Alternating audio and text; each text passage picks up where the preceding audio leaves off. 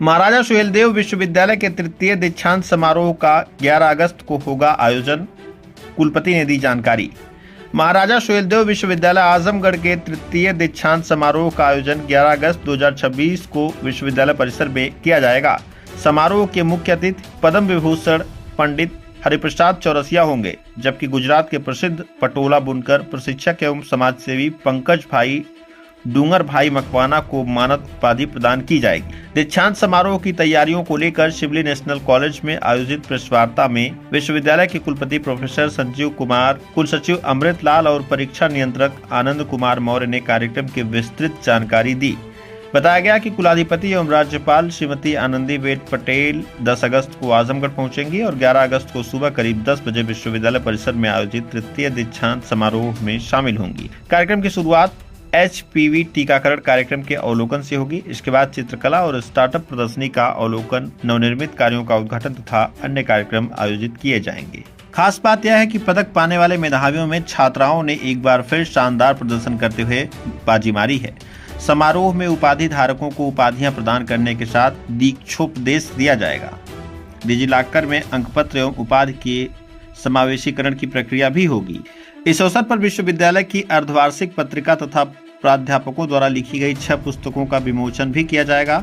वहीं आंगनबाड़ी कार्यकर्तियों को किट एवं टीका प्रमाण पत्र और प्राथमिक विद्यालयों के शिक्षकों को पुस्तकें भी भेंट की जाएंगी। कुलसचिव ने बताया कि दीक्षांत समारोह में ड्रेस कोड अनिवार्य रहेगा। पुरुष छात्र कुर्ता पायजामा एवं धोती में, महिलाएं सफेद साड़ी रेड बॉर्डर के साथ तथा छात्राएं सफेद सलवार सूट और दुपट्टे में समारोह में शामिल होंगी।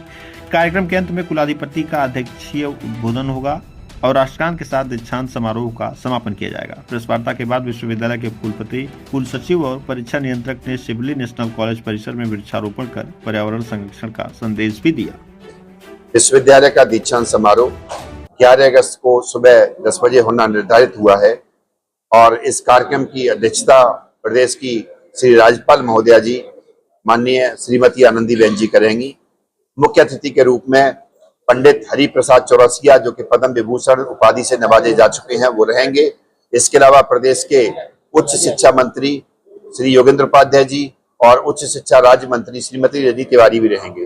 विश्वविद्यालय इस बार कुल मिलाकर के 88 पदक का वितरण करने जा रहा है, जिनमें से कि हमारे पास 20 जो है वो चांसलर मेडल हैं, कुलाधिपति मेडल हैं और 68 जो है वो कुलपति मेडल हैं।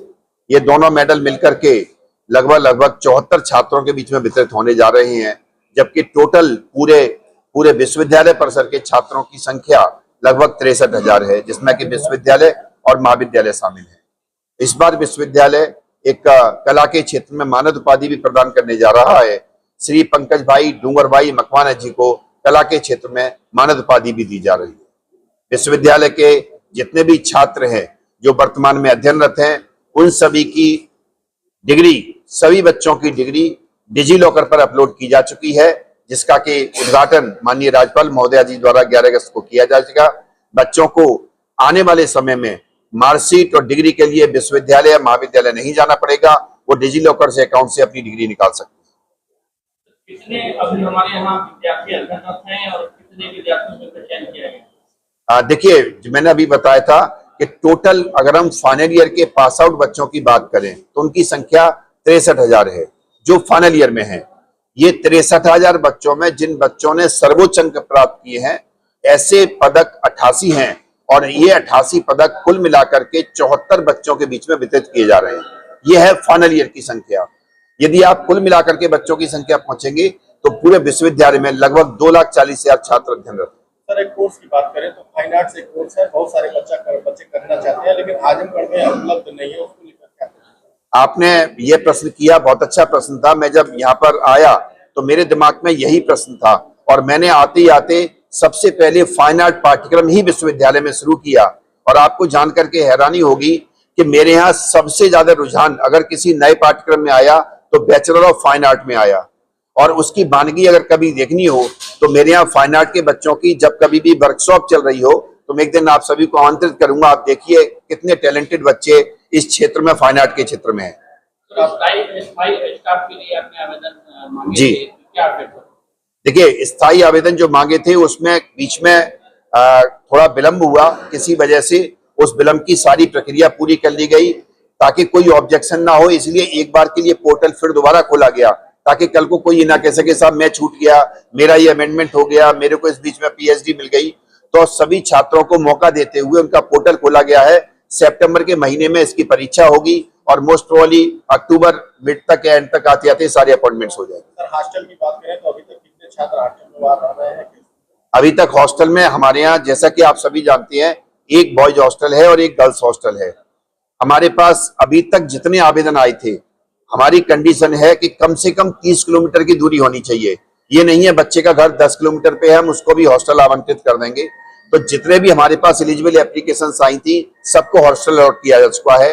दोनों छात्रावास को मिलाकर के देखें तो 200 से ऊपर की संख्या की एप्लीकेशन हमारे पास है जो कि एलिजिबल हो चुके हैं और जिन्होंने छात्रावास में रहने की प्रक्रिया शुरू कर दी है। मैंने बताया अभी कि जैसे लगभग 40 पाठ्यक्रम हमारे यहाँ चल रहे हैं और आने वाले समय में जैसे ही बिल्डिंग हमको मिलती है 2 नए पाठ्यक्रम पर हमारा फोकस है। इनफैक्ट फोकस तो हमारा 3 मेन पाठ्यक्रम है। एक आपने सुना होगा 4 साल का बीएड, एक बी फार्मा और एक बीएससी है जी। हमारा अगला फोकस अगले सेशन में इन्हीं के लिए है। बस बिल्डिंग बनकर के तैयार हो जाए तो हम ये पाठ्यक्रम भी खोल देंगे। Thank you.